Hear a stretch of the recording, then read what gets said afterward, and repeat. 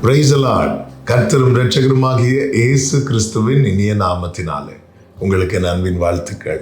இந்த நல்ல நாளை காண செய்த தேவனுக்கு ஸ்தோத்திரம் உண்டாவதாக. கர்த்தர் உங்களோடு இருந்து உங்களை ஆசீர்வதித்து நடத்துவாராக.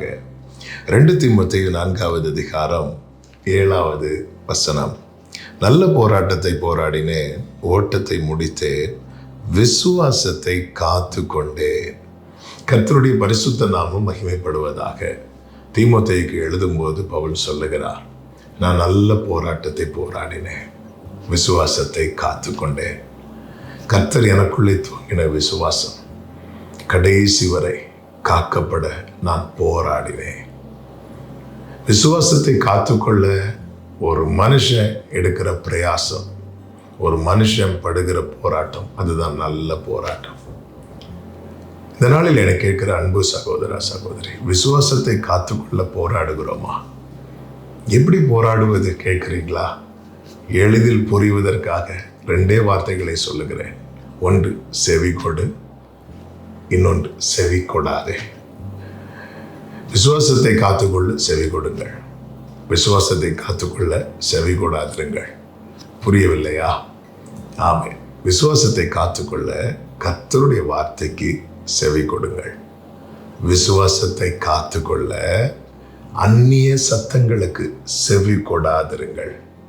வேதத்துக்கு மாறான, வேதத்தில் இல்லாத, வேதத்துக்கு முரணான காரியங்களுக்கு செவி கொடாதிருங்கள்.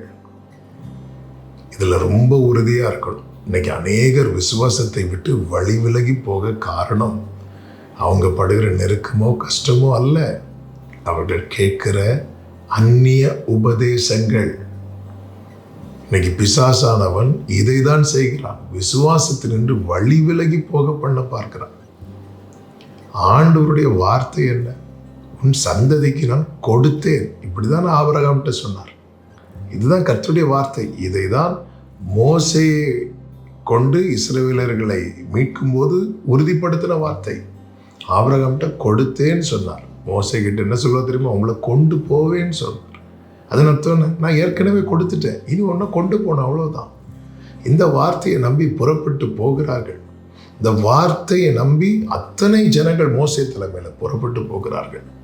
எண்ணாகமம் 13 வேவு பார்க்க மோசே ஒவ்வொரு கோத்திரத்திலிருந்து ஒவ்வொருவரை தெரிந்தெடுத்து அனுப்புகிறார். அனுப்பும்போது ஜனங்க போய் இடத்தை பார்த்துட்டு வரும்போது கூடவே சத்துருக்களின் வலிமையும் பார்த்துட்டு வராங்க.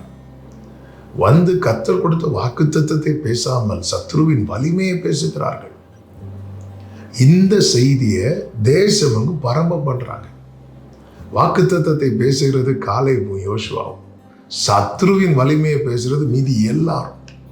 துர்ச்செய்தியை பரம்ப பண்ணுகிறார்கள். அது ரொம்ப வேகமாய் பரப்புகிறது. இந்த பொல்லாத உலகத்துல நற்செய்தியை விட துர்ச்செய்தி தான் மிக வேகமாய் பரவும். ஒருத்தங்களை பற்றி ஒரு தப்பான செய்தி வருதுன்னு வைங்களேன், ரொம்ப ஸ்பீடாக அதுதான் ஸ்ப்ரெட் ஆகும். அப்படிப்பட்ட ஒரு உலகத்தில் வாழ்ந்து கொண்டு இருக்கிறோம். அதுவரை விசுவாசத்தில் பிடித்து நின்ற ஜனங்கள் எல்லாரும் வழி விலக ஆரம்பிக்கிறார்கள், விலகி போகிறாங்க, திரும்ப எகிப்துக்கு போகும்படி திரும்புகிறார்கள். விசுவாசத்தை விட்டு விட்டார்கள், கானானை இழந்து போனார்கள். யோசுவாவும் காலேபும் கத்துறாங்க, அவங்க சத்தியத்தை பேசுறாங்க, நற்செய்தி சொல்றாங்க, வாக்குத்தத்தத்தை திரும்ப திரும்ப சொல்றாங்க, அவங்க மேல கல்லெறிய பார்க்குறாங்க. எனக்கு கேட்குற அன்பு சகோதர சகோதரி, நமக்கென்று தேவன் ஏற்படுத்தி வைத்திருக்கிற வாக்குத்தத்தம், சுதந்திரம், அது நமக்குரியது. அதை அடைய நம் விசுவாசத்தை காத்துக்கொள்ள வேண்டியது அவசியமாக இருக்கிறது. விசுவாசத்தை காத்துக்கொள்ள போராடணும். எப்படி போராடணும்? அந்நிய சத்தம் நமக்குள்ளே தொனிக்காதபடி, கர்த்தருடைய வார்த்தைக்கு மாறான, எதிரான, புறம்பான காரியங்கள் நம்மை பாதிக்காதபடிக்கு நாம் எதிரான வார்த்தைகளுக்கு, அந்நிய சத்தத்துக்கு செவியை விலக்குவோம். கர்த்தருடைய சத்தத்துக்கு செவி சாய்ப்போம். நல்ல போராட்டத்தை போராடி விசுவாசத்தை காத்துக்கொள்ள கர்த்தர் கிருபை தருவார்.